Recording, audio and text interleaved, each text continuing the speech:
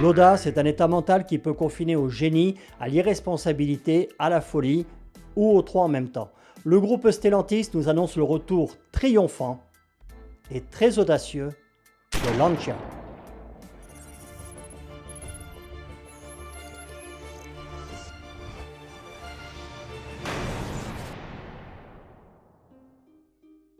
Bonjour à tous. Stellantis, le groupe aux 16 marques dirigé par Carlos Tavares, nous connaissons tous. Malheureusement, mis à part la gamme Ram de chez Dodge, qui se vend toujours très bien, pour le reste, c'est un petit peu la soupe à la grimace. On aura peut-être l'occasion d'y revenir dans une prochaine vidéo.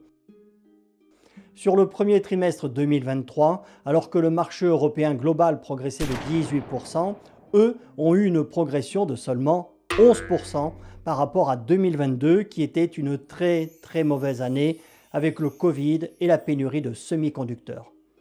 En termes de vente, alors que le groupe VAG et Renault surtout, dont les gammes sont de plus en plus surprenantes et cohérentes, ils vont faire mal à tout le monde Renault à l'avenir. Et oui, il va falloir s'y habituer. Bref, alors que les autres progressent, le groupe Stellantis a perdu 2 points sur le marché européen en un an, ce qui est assez catastrophique pour eux, surtout lorsque l'on regarde leur gamme qui, on ne va pas se mentir, ne sont pas très concurrentiels et ne font pas rêver grand monde. Dans ce contexte un petit peu compliqué pour eux, ils ont décidé de relancer Lancia, qui bénéficie d'une bonne image de marque auprès du grand public, et moi je trouve que c'est une très bonne idée. Alors, Lancia, nous connaissons tous. Ils nous ont fait rêver avec leurs sportifs cossus à la fiabilité aléatoire, comme toutes les italiennes dans les années 50 et 60. Puis ce fut la grande période sportive après le rachat par Fiat en 1969.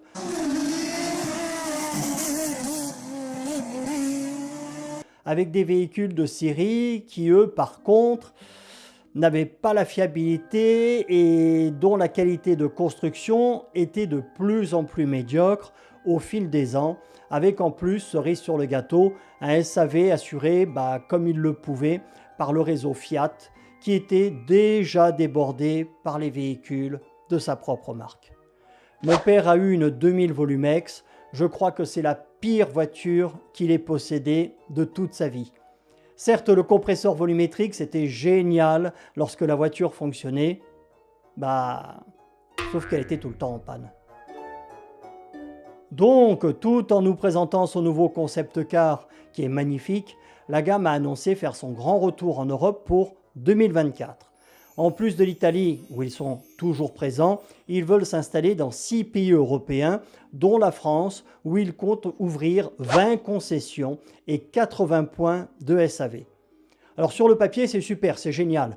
Ils vont revenir avec une gamme complète et innovante, des sportives, des familiales, le tout avec la classe à l'italienne. Ils vont peut-être même à nouveau tout gagner en rallye. Comment? De quoi? Non, c'est pas possible. Mon assistante me dit qu'en fait, ils vont revenir avec un seul modèle, la petite citadine Y, cousine de l'Opel Corsa et de la Peugeot 208, qui sera disponible en hybride et électrique uniquement. Et oui.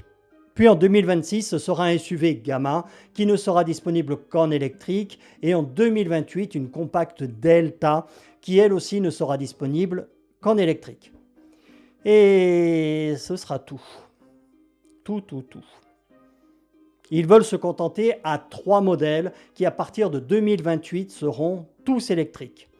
Un peu curieux pour une marque italienne qui a surtout été une marque de passionnés, mais bon. Ils veulent avant tout miser sur la vente en ligne. Alors je ne sais pas, c'est peut-être parce que je ne suis qu'un vieil imbécile rétrograde, ça va faire plaisir à certains que je dise ça, mais comment peut-on acheter une voiture, surtout d'une marque comme Lancia, en ligne?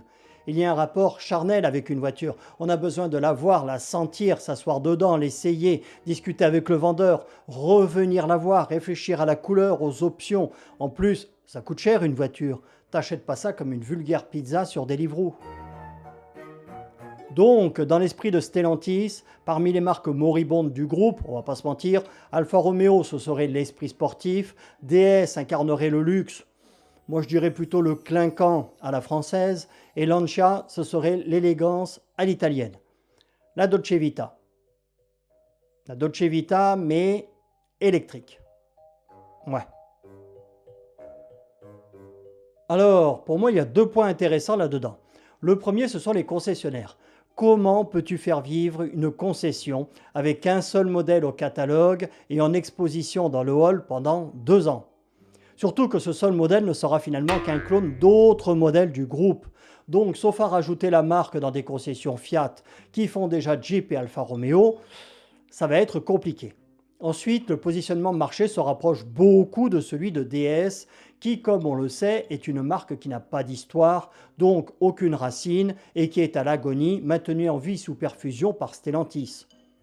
Donc, vont-ils à un moment donné abandonner DS au profit de Lancia?